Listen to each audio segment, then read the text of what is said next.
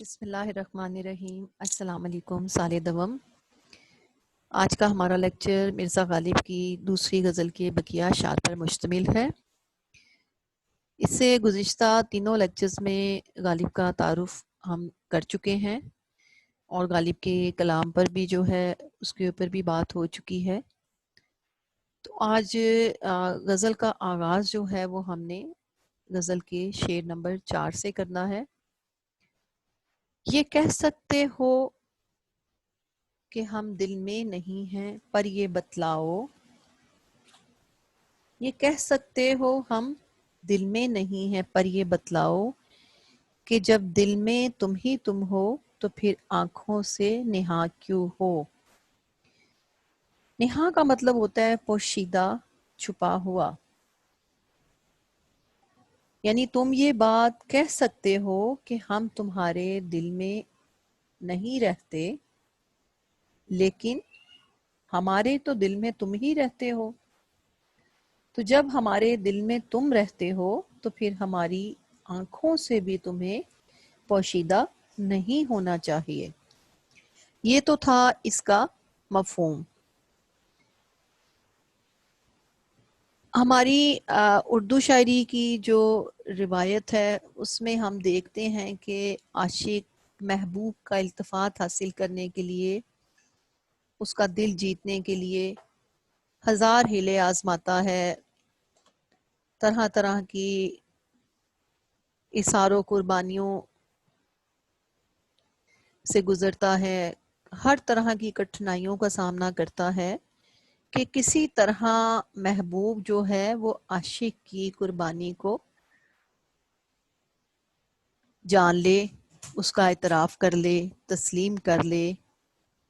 لیکن ہوتا کیا ہے کہ عاشق کی کسی بھی قربانی کو محبوب جو ہے وہ خاطر میں نہیں لاتا اور نہ ہی اس سے کسی بھی طرح کا اظہار محبت کرتا ہے۔ جبکہ دوسری جانب ہم دیکھتے ہیں کہ عاشق کی سوچ کی انتہا اور اس کی جستجو کی ہر تان جو ہے وہ وصل یار پر ہی ٹوٹتی ہے۔ اسے ہر سو جو ہے محبوب کا چہرہ ہی دکھائی دیتا ہے، اور یہی وجہ ہے کہ وہ شاعر یہاں پہ غالب جو ہیں وہ یہ کہہ رہے ہیں کہ اے میرے محبوب، جب میرے دل میں تم ہی بستے ہو اور تم کہتے ہو کہ میں تمہارے دل میں نہیں ہوں، تو یہ تمہارا معاملہ ہے، یعنی میرا تمہارے دل میں نہ بسنا یا مجھے اپنے دل میں تمہارا نہ رکھنا یہ تمہارا مسئلہ ہے، میرا نہیں۔ میرے دل کے مکین تو تم ہی ہو۔ تو یہ قدرتی بات ہے کہ جس سے انسان محبت کرتا ہے، جس کو پسند کرتا ہے، جس کو چاہتا ہے، وہ اس کو اپنی نگاہوں کے سامنے بھی دیکھنا چاہتا ہے۔ یعنی یہ ایک فطری خواہش ہے جو کہ ہر عاشق کے دل میں پائی جاتی ہے کہ وہ اپنے محبوب کو اپنی نگاہوں کے سامنے دیکھنا چاہتا ہے، اس کی دید کرنا چاہتا ہے، اس کا وصل کرنا چاہتا ہے، اس کا دیدار کرنا چاہتا ہے۔ لیکن ہوتا کیا ہے کہ اس کو ہر دفعہ ہی مایوسی اور نامرادی کا سامنا کرنا پڑتا ہے۔ کسی طور بھی محبوب جو ہے وہ اس پر مائل کرم نہیں ہوتا، اس کے دل میں اس کے لیے ذرا سا بھی نرم گوشہ پیدا نہیں ہوتا، اور عاشق جو ہے اپنی تمام تر کوششوں اور قربانیوں کے باوجود بھی محروم ہی رہ جاتا ہے۔ تو یہاں بھی ہمیں اسی طرح کا موضوع جو ہے وہ نظر آ رہا ہے کہ عاشق جو ہے وہ محبوب کو یہی احساس دلا رہا ہے کہ میرے دل میں تو تم ہی آباد ہو، لیکن جواباً محبوب کیا کہتا ہے کہ تم تو میرے دل میں نہیں رہتے۔ تو اب جو چیز ہمیں ہٹ کے جو مختلف اور منفرد نظر آتی ہے کہ وہ یہی نظر آتی ہے کہ وہ یہی کہہ رہا ہے کہ یہ تمہارا مسئلہ ہے کہ اگر میں تمہارے دل میں نہیں، لیکن میرے دل میں تو تم ہی بستے ہو نا، تو اس لیے جب تم میرے دل میں جو سب سے انسانی جسم میں سب سے قیمتی چیز ہے وہاں تم مقیم ہو، تو پھر تمہیں میری نگاہوں سے بھی نہا نہیں ہونا چاہیے، تمہیں میری نگاہوں کے سامنے عیاں ہونا چاہیے، یعنی چھپنا نہیں چاہیے، تمہیں ظاہر ہونا چاہیے۔ تو اسی خواہش کا جو ہے ہمیں اس شعر میں اظہار دکھائی دے رہا ہے۔ حوالے کے اشعار نوٹ کر لیجئے کچھ۔ اٹھتی نہیں نگاہ کسی اور کی طرف، پابند کر گئی ہے کسی کی نظر مجھے۔ اور ایک اور شعر دیکھیے، یہ نہ تھی ہماری قسمت کہ وصال یار ہوتا، اگر اور جیتے رہتے یہی انتظار ہوتا۔ یہ بھی غالب کا ہی شعر ہے۔ اگلا شعر دیکھیے میر کا، وصل اس کا خدا نصیب کرے، میر جی چاہتا ہے کیا کیا کچھ۔ یعنی محبوب کو اپنی نگاہوں کے سامنے دیکھنے کا جو موضوع ہے، یہ ہمیں دیگر شعراء کے یہاں بھی دکھائی دے گا۔ ہر عاشق جو ہے وہ اس خواہش کا اظہار کرتا ہوا بھی دکھائی دے گا، اور یہ جذبہ اس کے دل میں بھی موجود ہے کہ محبوب جو ان کے دلوں میں بستا ہے وہ ان کی نگاہوں کے سامنے بھی عیاں ہو، وہ یہی چاہتے ہیں۔ اگلا شعر ہم دیکھتے ہیں اس غزل کا، یہ فتنہ آدمی کی خانہ ویرانی کو کیا کم ہے، یہ فتنہ آدمی کی خانہ ویرانی کو کیا کم ہے، ہوئے تم دوست جس کے دشمن اس کا آسماں کیوں ہو۔ فتنہ یعنی فساد، کس کو کہا جا رہا ہے؟ محبوب کو۔ خانہ ویرانی یعنی گھر کی تباہی۔ مفہوم اس کا کچھ یوں ہوگا کہ آپ کی محبت کا فتنہ یعنی فساد آدمی کے گھر کی تباہی کے لیے کافی ہے، آپ کی دوستی وہی کام کرتی ہے جو آسمان کی دشمنی۔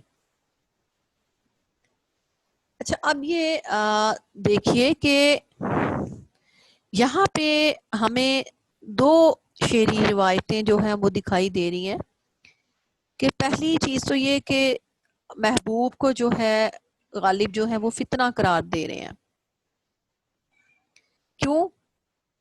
کہ جب تک عاشق جو ہے اس کی نظریں چار نہیں ہوئی تھی، آنکھیں چار نہیں ہوئی تھی، جب تک اس کا محبوب سے سامنا نہیں ہوا تھا، اس کے عشق میں وہ گرفتار نہیں ہوا تھا، تب تک سارے معاملات ٹھیک تھے۔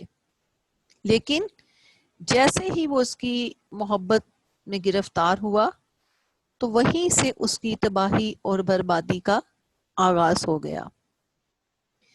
جیسے حالی نے بھی کہا تھا نا، اے عشق تو نے اکثر قوموں کو کھا کے چھوڑا، اے عشق تو نے اکثر قوموں کو کھا کے چھوڑا، جس گھر سے سر اٹھایا اس کو بٹھا کے چھوڑا۔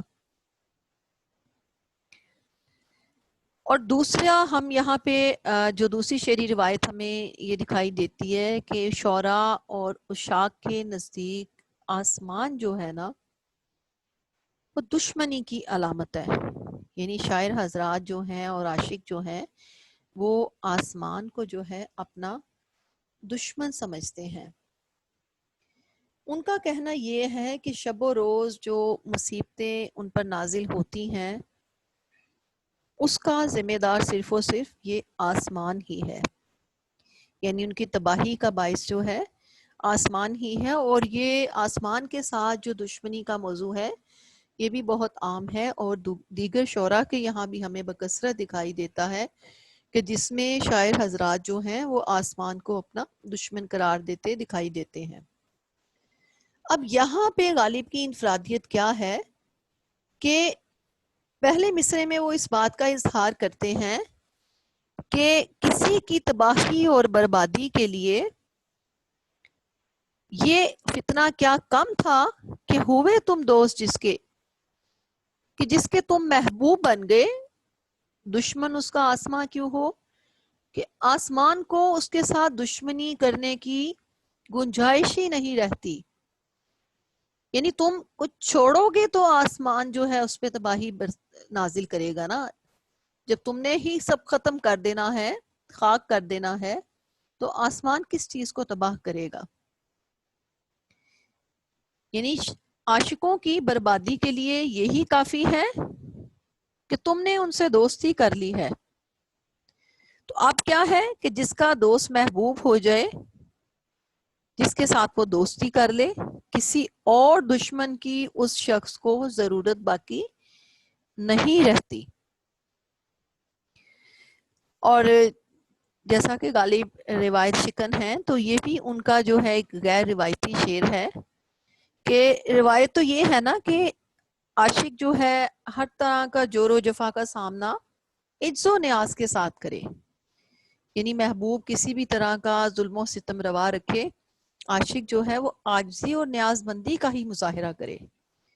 مگر غالب کے یہاں جو عشق کا تصور ہے، یا غالب کے یہاں جو عاشق ہے، وہ ایسا نہیں ہے. وہ کسی صورت بھی اپنی عزت نفس اور انا کی قربانی دینے کو قطعی طور پہ تیار نہیں ہے. وہ محبت کرنے کا تو قائل ہے، لیکن اپنی وزاداری اور خودداری کے ساتھ وہ محبوب کو آئینہ بھی دکھاتا ہے، وہ محبوب کو طنز بھی کرتا ہے، وہ محبوب کو فتنہ بھی قرار دیتا ہے، اور وہ محبوب کو اس بات کا بھی احساس دلاتا ہے کہ جو تمہاری محبت میں گرفتار ہو جائے اس کے ساتھ آسمان کو دشمنی کرنے کی ضرورت پیش نہیں آتی. تو یہی بات جو ہے یہاں ہمیں دکھائی دے رہی ہے کہ عاشق جو ہے اس کو تباہ کرنے کے لیے کی ضرورت آسمان کو نہیں ہے، اس کے لیے محبوب ہی کافی ہے. حوالے کے چند اشعار دیکھ لیجئے. گھر میں تھا کیا کہ تیرا غم جسے غارت کرتا، وہ جو ہم رکھتے تھے ایک حسرت تعمیر سو ہو. اور ایک اور شعر دیکھیے. غم جہاں سے جسے ہو فراق کی خواہش، غم جہاں سے جسے ہو فراق کی خواہش، وہ ان کے درد محبت سے ساز باز کرے. یعنی کہ محبوب کے عشق میں جو گرفتار ہو جاتا ہے، غم جانا جو ہے وہ اس قدر حاوی آتا ہے کہ غم دوراں جو ہے اس کے سامنے ہیج پڑ جاتا ہے. فلک کو دیکھ کے کرتا ہوں اس کو یاد اسد، فلک کو دیکھ کے کرتا ہوں اس کو یاد اسد، جفا میں اس کی ہے انداز کار فرما کیا. یعنی آسمان تو ہمارا دشمن ہے ہی، لیکن محبوب جو ہے وہ اس سے بھی بڑا فتنہ اس شعر میں قرار دیا جا رہا ہے. اگلا شعر دیکھتے ہیں، شعر نمبر 6. یہی ہے آزمانا تو ستانا کس کو کہتے ہو، یہی ہے آزمانا تو ستانا کس کو کہتے ہو، عدو کے ہو لیے جب تم تو میرا امتحان کیوں ہو. یعنی بڑا ہی خوبصورتی سے طنز بھی کرتے دکھائی دے رہے ہیں غالب. شکوہ ایک طرح کا اس کو آئینہ دکھاتے دکھائی دے رہے ہیں. کیا کہ عاشق کو یہ باور کرانے کی کوشش کی جا رہی ہے کہ کس بات پر تم مجھے آزماتے ہو. یہ آزمانا نہیں بلکہ ستانا اس کو کہتے ہیں. کیوں کہ تم تو میرے ہو ہی نہیں، تم تو رقیب کے ہو چکے ہو. عدو سے مراد دشمن یعنی رقیب. عاشق کا دشمن کون ہوتا ہے؟ اس کا رقیب. تو پھر مجھے کس بات پہ آزماتے ہو، مجھ پہ کس بات پہ حق جتاتے ہو جبکہ تم میرے ہو ہی نہیں. اب ہوتا کیا ہے کہ عاشق جو ہے وہ اپنے محبوب کی ہر آزمائش پر پورا اترنے کی کوشش کرتا ہے. کس لیے؟ اس کی محبت کو پانے کے لیے. لیکن ہوتا کیا ہے کہ اگر محبوب پہلے ہی کسی اور کو دل دے چکا ہے، کسی اور کا دل سے ہو چکا ہے، تو پھر کیا ہے کہ اسے عاشق کو آزمانا نہیں چاہیے. اور پھر بھی اگر وہ اس کو آزمائے چلا جا رہا ہے تو یہ آزمانا نہیں بلکہ ستانا ہے، اس کو دکھ دینا، اس کو تکلیف دینا ہے۔ غالب چونکہ غیر روایتی شاعر ہیں اور ان کے یہاں ہمیں ایسے انوکھے اور اچھوتے مضامین بکثرت دکھائی دیتے ہیں، تو یہاں بھی جو ہے وہ محبوب سے یہی اس کو احساس دلا رہے ہیں کہ تم مجھے آزما نہیں رہے بلکہ تم مجھے ستا رہے ہو، مجھے تکلیف میں مبتلا کر رہے ہو۔ کیونکہ آزمانا تب ہوتا کہ اگر میری اس ساری کوششوں کے بعد میں تمہیں حاصل کر پاتا، تم میرے بن سکتے، لیکن تم تو پہلے ہی کسی اور کے بن چکے ہو، تو پھر میری آزمائش کس سلسلے میں، کیوں، کس لیے؟ اسی طرح حوالے کے لیے ایک اور شعر یہ دیکھیے، مجھ کو تجھ سے تذکرائے غیر کا گلا، ہر چند برسبیل شکایت ہی کیوں نہ ہو، قطع کیجئے نہ تعلق ہم سے، کچھ نہیں ہے تو عداوت ہی سہی۔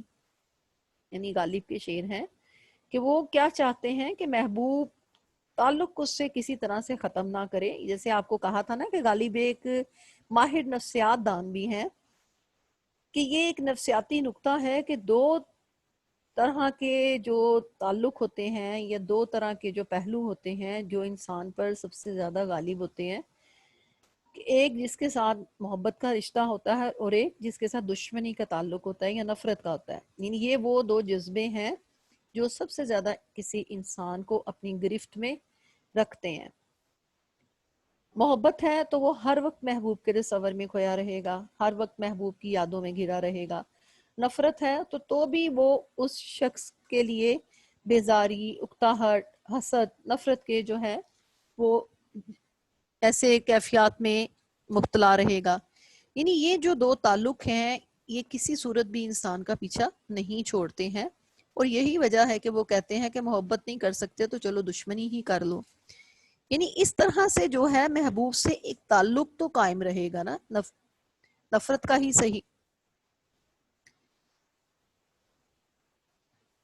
اچھا، غالب جو ہے وہ اپنے محبوب کے معاملے میں نا کچھ زیادہ ہی حساس، ناپسند اور خوددار واقعہ ہوئے ہیں، اور یہی وجہ ہے کہ محبوب کے معاملے میں ان کا احساس ملکیت جو ہے نا وہ حد سے بڑا ہوا ہے۔ وہ ہر حال میں جو ہے اس کو صرف اپنا ہی دیکھنا چاہتے ہیں، وہ محبت میں جو ہیں شرک کے قائل بالکل نہیں ہے۔ اور یہاں بھی وہ اسی بات کا احساس اس کو دلا رہے ہیں کہ تم میری آزمائش نہیں کر رہے بلکہ مجھے تکلیف میں مبتلا کر رہے ہو۔ آزمانا یہ اس صورت میں ہوتا اگر تم میرے ہوتے، تم تو پہلے ہی رقیب کے ہو چکے ہو، تو پھر میرا امتحان جو ہے تمہیں نہیں لینا چاہیے۔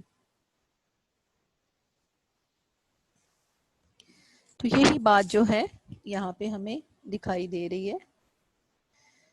ایک اور حوالے کا شعر نوٹ کر لیجئے، تمہیں غیروں سے کم فرصت، ہم اپنے غم سے کم خالی، تمہیں غیروں سے کم فرصت، ہم اپنے غم سے کم خالی، چلو بس ہو چکا ملنا، نہ تم خالی نہ ہم خالی۔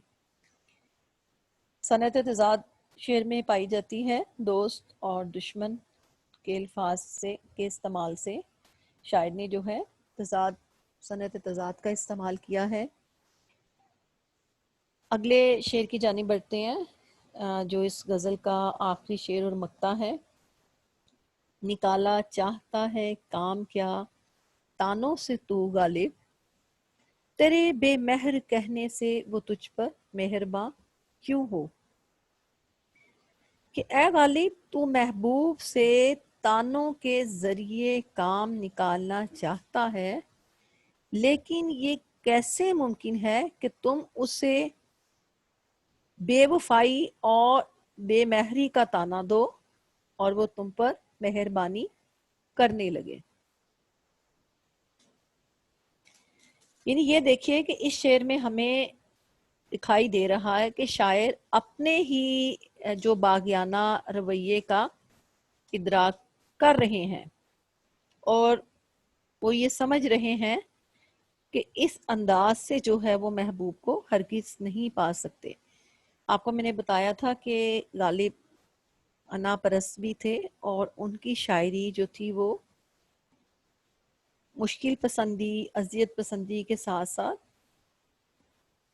خواص پسند بھی ہے، یعنی خواص کی شاعری ہے۔ اس کو عام لوگ، اس کے مفہوم کو عام سطح کے لوگ جو علمی اور ادبی لحاظ سے اتنے زیادہ، جن کا علم وسیع نہیں ہے، وسعت نہیں رکھتے ہیں، وہ غالب کے اشعار کو سمجھنے سے قاصر ہیں۔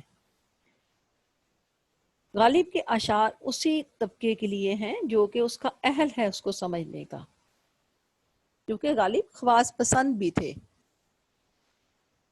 تو یہاں بھی جو ہے وہ ہم یہی دیکھتے ہیں کہ انہوں نے اپنا جو تصور عشق ہے وہ کیسی خوبصورتی سے پیش کیا ہے، اور اپنے باغیانہ رویے کا بھی انہوں نے جو ہے ادراک کیا ہے۔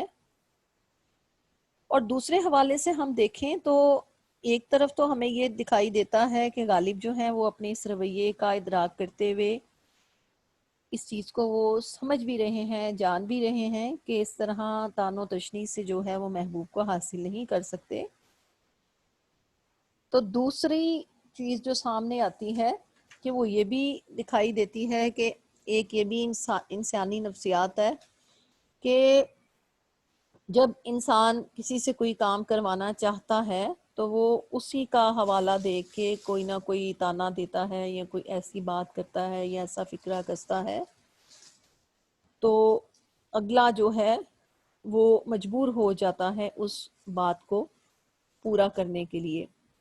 یعنی یہاں جو بے مہر کی جو ترکیب ہے، جو استعمال غالب نے کی ہے، کہ بے مہر کا مطلب ہوتا ہے بے وفا، بے مروت، جس کے دل میں دوسرے کے لیے محبت نہ ہو، ایسے شخص کو کہا جاتا ہے۔ تو یہی غالب کہہ رہے ہیں کہ محبوب کو حاصل کرنا اتنا آسان نہیں ہے۔ اور جیسا کہ آپ نے پیچھے اس کے لیے حوالے کے اشعار دیکھیے، وہ تھا نا شعر، اذیت، مصیبت، ملامت، بلائیں، تیرے عشق میں ہم نے کیا کیا نہ دیکھا۔ یعنی یہ ساری جو چیزیں ہیں، مصیبتیں بھی، بلائیں بھی، اذیتیں بھی، ملامتیں بھی، ان سب چیزوں کا، ان سب مسائل کا، مصائب کا جو ہے ایک عاشق کو راہ عشق پر سامنا کرنا ہی پڑتا ہے۔ وہ اس سے بچ نہیں سکتا، کیونکہ عشق کی راہ جو ہے وہ پرخار ہے، پرکٹھن ہے۔ وہاں پہ چلنا آسان کام نہیں ہے، وہاں پہ ذلت و رسوائی بھی ہے، ناکامی اور مایوسی بھی ہے، اور تکالیف کا سامنا بھی اس کو کرنا پڑے گا۔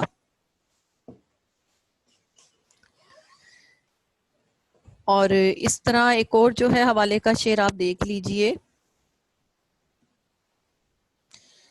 غالبی کا ہے: ہم کو ہے ان سے وفا کی امید، ہم کو ہے ان سے وفا کی امید، جو نہیں جانتے کہ وفا کیا ہے۔